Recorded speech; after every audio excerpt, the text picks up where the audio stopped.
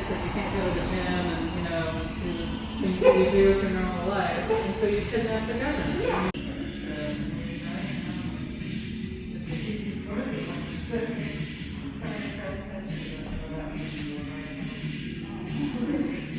Do you think, like, as an art-consuming public, that it's a relief to see stuff articulated in a visual medium? Oh, as a consumer? Yeah. Well, I don't know. This is like, I don't see, it's a tough one, because if you try to paint for the consumer, you're not, it's different. You know what I mean? You gotta not think about that if you're trying to do, I don't know, because if you paint for the consumer, you might hold back what you would paint. Or you get to a point where you paint whatever you want, the consumer still wants it. That's the, like, because that's freedom in whatever you want to paint. Like, that is more important. Because if the consumer wants you to go down and this show was a result of 2020. The beginning, and I didn't even, this is the last 4 months. I painted this all upstairs in the residency the last 4 months. And I had a whole other idea. This was going to be a hospital show. It was just going to be COVID. And I was like, ooh, I'll do a hospital. It was a cool idea, because I was like, oh, a whole medical theme kind of show. But then everything else happened, and I was like, nope, can't do that anymore. This is way more important. And then I have a lot of images saved from just Google search or Vogue. Just put in anything 2020, and all these wonderful, like, crazy, sad, true, historic images come up. And for me, I was like, I normally just paint old shit, you know, old ideas, old pictures. But this was all new. So I took and just started playing with it. Well, even like you've got like the exam chair and then the bondage picture together, it's almost kind of like an abortion thing. You're like, well, placement gives other ideas, you know, because also that's why it's October Surprise, because everybody's morals are on the line.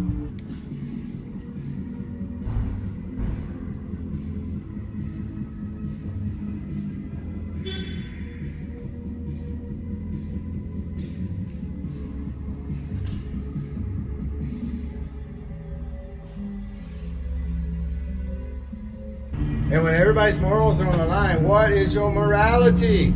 You know, how are you being played, and how are you playing? You know, it's like, because it's all a game. It's the game of life, though. People don't even realize it. They just, like, half of this show is, do you want to be the control victim, and the other half is, or do you want to be free? You know, because there's both. Everybody's trying to fight for that supposed freedom, but you're already free or you're already enslaved if you think somebody's over you.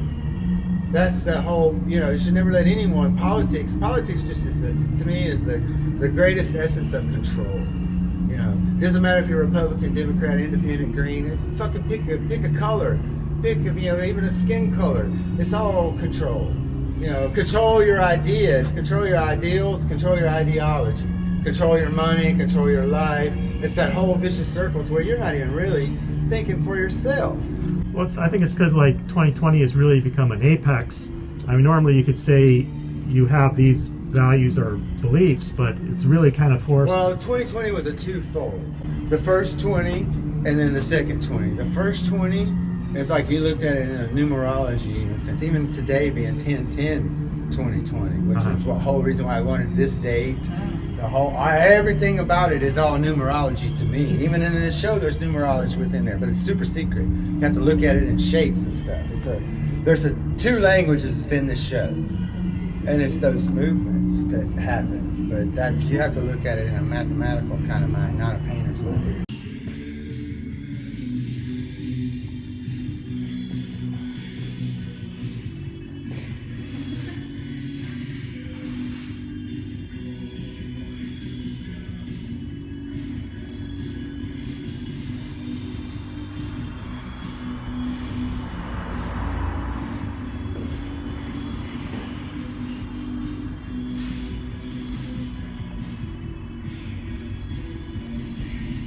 Find the palette, then you find the imagery. So I was like, oh, and this was a throwback, because this is my third one-man show, so I didn't want an 18, 19, and 20. The 18 one was pink, the 19 one had a little bit of a blend, so I blended the 18 and 19 show palette-wise into this one. But the epoxy idea came from when I went to the Naturel show at the college, and that lady that took Best in Show, well, there was this big 8-foot piece, big pastel piece, and it was just on paper, kind of ragged looking. The piece was nice and energetic, but it had the epoxy on it. And then Terry from Labor Temple Maritime, Terry, she gave me a gallon of epoxy. So I was like, fuck yeah! And Tuesday, I just threw it all on. Tuesday of this week, I was like, okay, I got to epoxy it. So I took it in the big room, laid it all out on the floor. I went to Deals Only, got me a $2 brush. Just, because that's the Main Street.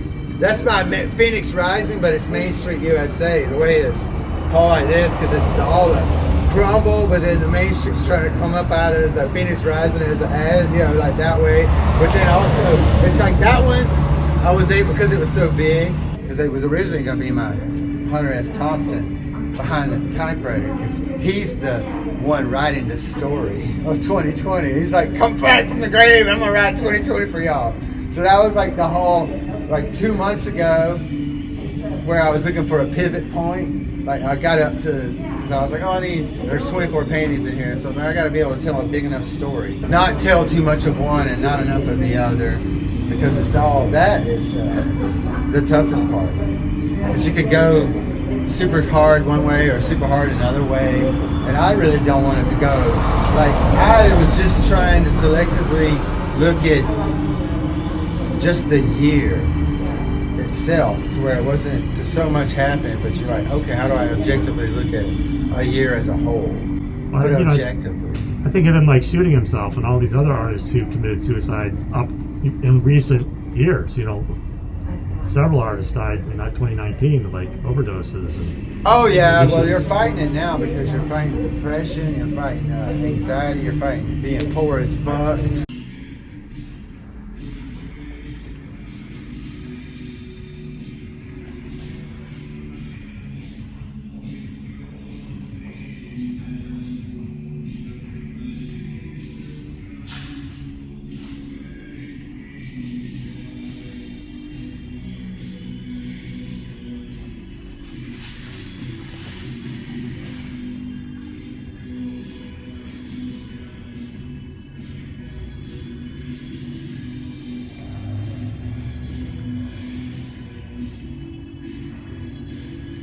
But I myself am getting ready to just taste the country again with a paintbrush.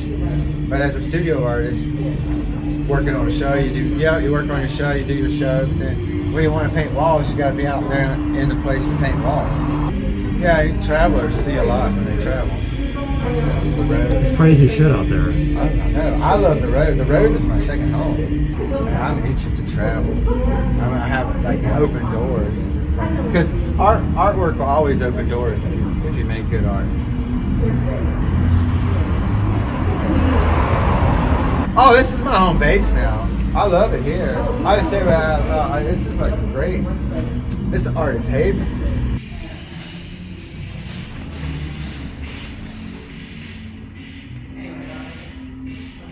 There's that. I mean, it was like this pivotal scene, you know, and it's like where he kind of just like snaps into the Joker. Oh yeah, that one scene where he comes down the steps. Yeah, that was No, where he goes to that bathroom, he shoots those guys, and then he just goes to that empty bathroom and he's just sort of dancing. Oh yeah, It was so that's beautiful. true. And then these guys behind us were dropped their beer and were like laughing and falling on the ground and stuff. And I was just like, yeah, I want to see it again myself. I almost went today, but instead of going today, I painted it. I was like, oh, you know what? So I'll probably go tomorrow.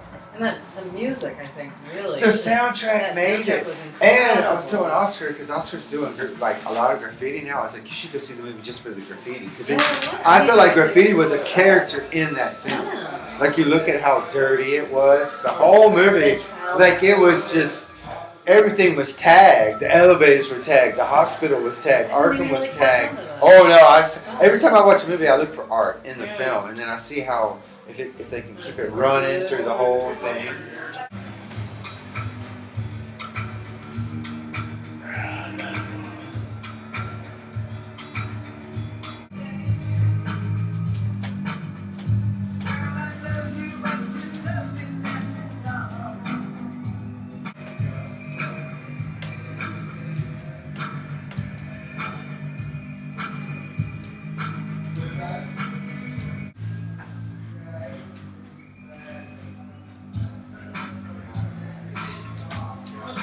like a few. Even some of the shots, the iconic shots, there would be a tag behind him. I was like, ooh.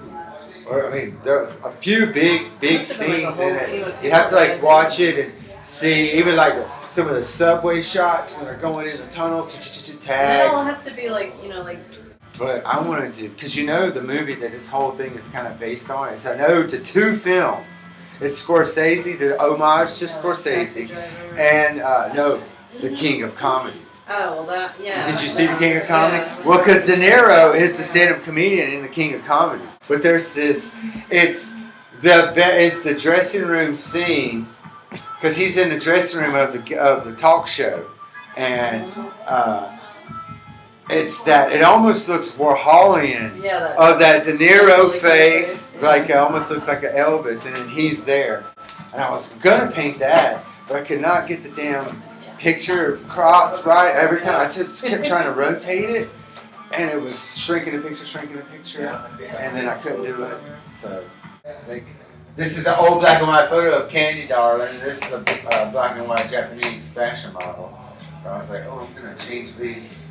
I always like to use black and white as my source material, and then try to see how far I can take it in black and white.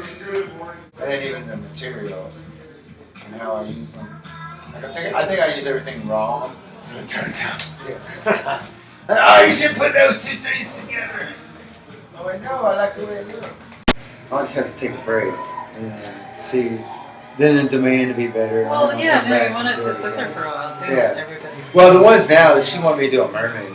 There's a mermaid in there. But I was like, all right, it's $20. I don't care. It was like, it took me like 30 minutes. So I was like, hey, give me my $20 bill. Yeah. Plus lunch. Yeah, plus lunch. Yeah, so it's like you have to, I like the bonus of getting fed.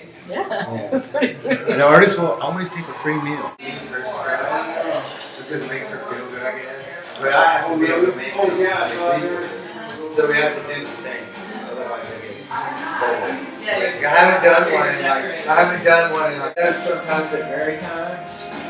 I know, but it's perfect though. I was like, no, I want it because it's hot in here. Because it cooks in the afternoon. I could lunch right on the windowsill. Because I'm doing, like I was doing this earlier, it's already dry. I I threw some coal wax on it, it's already dry, so. But in that process, you kind of find something new. And I'm even mixing in cheap-ass kitty pastels. So it's, because once you hit it with that wax, it seals it underneath. Yeah, I see. Totally plays with all the colors in, even if you just accenting, it's throwing in an even further So depth. we just pick up another wax, right? Nope. You have like pencil and. I have pencil, I have charcoal, I have That's what it's striking. yeah. I added charcoal to it earlier because I was like, and I ended up throwing the fucking pencil away. I kept sharpening it, and it kept breaking. I was like, you bastard! I'm like, it was like a $4 pencil from Holland. I was like, you son of a bitch! You keep breaking. Yes. Like I would just be getting into it, and I'd be like, toot! I was like, no! And then sharpen again, no! And then I was like, fine, I just threw it away and got a different pencil. Nice. Yeah, I know. I'm like, that's not as good as it is. But the energy is good. Oscar really transformed the room under. Yeah, I need to look at I this think I'll place, come on too. and take it off. Well, you can. I don't even know if you've seen a lot of my work anyway. And then Oscar took it over.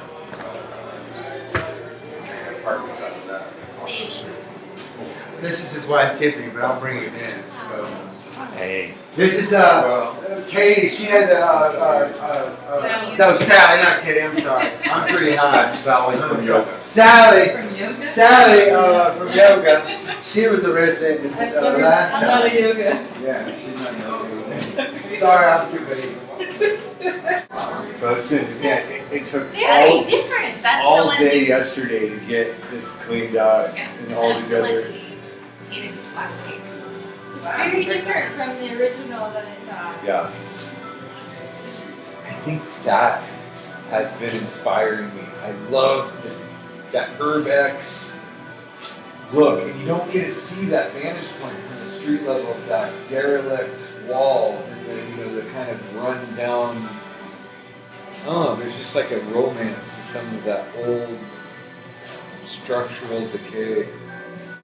Decided to push myself on scale and go bigger. And acrylics have the ability in a small space to have the immediacy of not having to have, you know, a lot of smell, a lot of time. And so I'm still not in love with the medium. I've only painted in oils before, so it's been an education working with this new medium. I think I'm going to get the story I need to get from it these 4 months of the residency, and then jump back into oils come January 2020. Right. Yeah.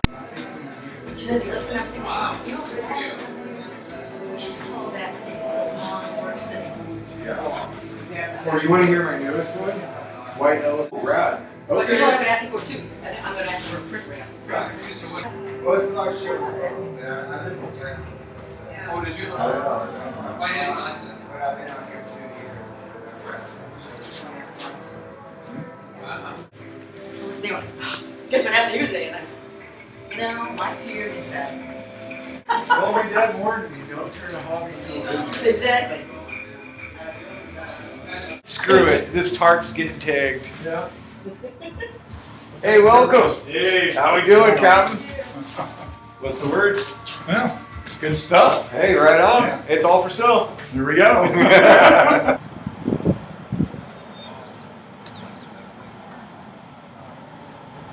You know, so this is, it was just digesting Americana through the vantage point of, there's a quote from a movie called Book of Eli, where they were like, we kill each other over things we used to throw away. And that always kind of stuck with me, with like the shift in perspective of values and how quick, you know, as the progression of the virus went on, how quick people's values shifted from toilet paper to cleaning supplies to Bill Gates to, it's just, there's so many things to focus on. It's like a flying. I had to have something to kind of put that into a container, I think. I think it does come down to values, and it's kind of good to be forced to reevaluate it once in a while, Oh, yeah. whatever that might mean. Well, I think for a lot of people, what's been eerie is almost a disillusion and a dissolving of literally all containers. I mean, for a few people, it feels that we've lost the edge of the pool and that the horizon lines have been moved. I mean, at least for me, I fall into periods of kind of like this optimistic nihilism where it's just like the meaning has been stripped away, but there's more meaning.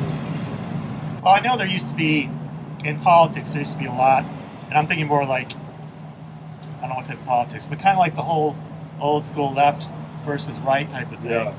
There was more about man's destiny and fate and choice, and all these things, because all that philosophy came out of the Second World War, where this massive global thing happened. Oh, right. You know, and so it's kind of like the same thing where, you know, so now you have to distill it down to what do you really believe? And I think that's being shook to people's cores. I mean, look at our leadership and our social structures and people getting money. There's just a lot of things that have been reevaluated and questioned, and old structures shifted that it feels, for me, I've got some real kind of odd viewpoints, but it feels like we're in the chrysalis stage of the butterfly. I mean, it's almost like we are getting melted down. And yeah, you've got the loud minority and some really strong opposition, but that happens. If you look at how a butterfly turns into a butterfly, there's a huge war inside, and then it's something completely transcendent.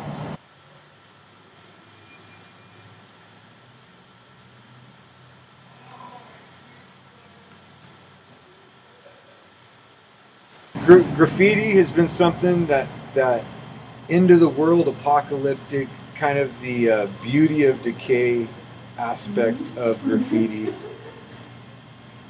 and then the pen and ink out of the residency that you saw, the pen and ink watercolors that were just kind of a random goof off. That's what spawned this series with the stark black outlines and then the kind of the caricature. Do you think, like with graffiti or writing, that it's an attempt to look past language?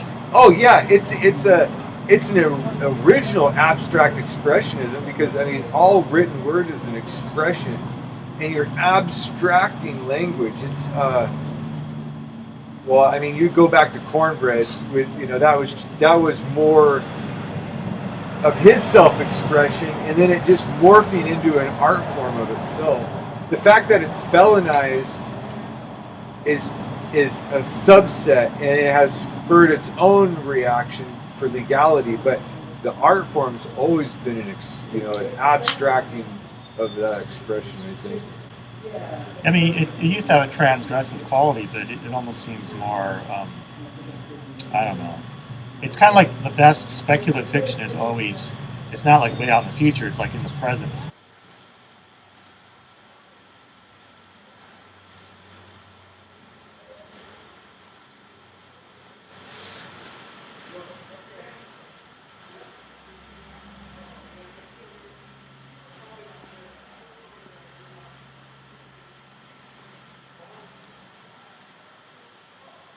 Well, look at, okay, so this art, if I sold, I would make a small monetary gain. That art, if they got caught and were proven to be the author, they would have a negative monetary gain. So in my opinion, graffiti is the more true art form because it is inversely prized by society in the overarching aspect, where it's a true expression for the sake of expression, and maybe an egoic sense if you're trying to get your name out there, but I still think it's a more raw, emotive. Not that I do this just for money, but it's different. There is a difference knowing that this is praised where graffiti would be criminalized. Well, I think regardless, the gallery keeps you in an artificial kind of funnel, whereas graffiti art's intended to be for anybody, any Joe walking by. Yeah, there's zero barrier to entry. Yeah.